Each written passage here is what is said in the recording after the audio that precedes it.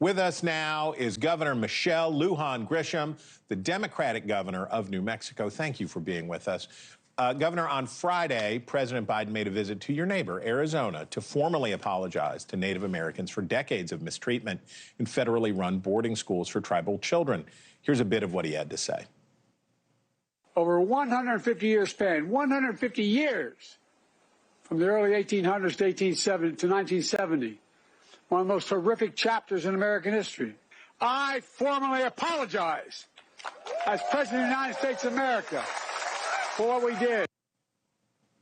I do not doubt the president's sincerity a whit, but a move like this in a battleground state aimed at a very small sliver of the electorate suggests to me that Democrats are really sweating this race. Is that fair?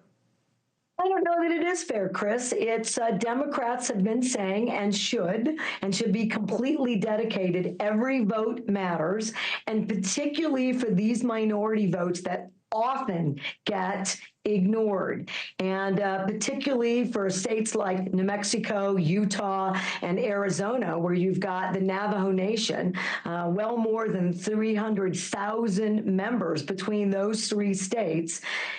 It is about time that the White House and candidates both pay attention to the sovereign nations. And I'm really proud of the president. I'm going to give a shout out to the Secretary of Interior, Secretary Holland. She knows all too well from personal experience the trauma and tragedy here. Good for them on both counts. Don't ignore these voters and do the right thing so we can heal and move on as a country. Okay, so as you point out, in your state, in New Mexico, Native Americans make up about 13% of the population. That's a huge number relative to most of the rest of the country. 23 sovereign nations, 43 at one time boarding schools, all bad. And I am sure that many people in those communities appreciate the president's apology and the efforts you're talking about. But we looked at the CDC numbers. While more Native Americans do have health insurance now, life expectancy among that population remains about 5.5 years shorter than the national average. Not to take anything away from the apology, but aren't issues like that the ones that will decide how members of tribal nations cast their ballots?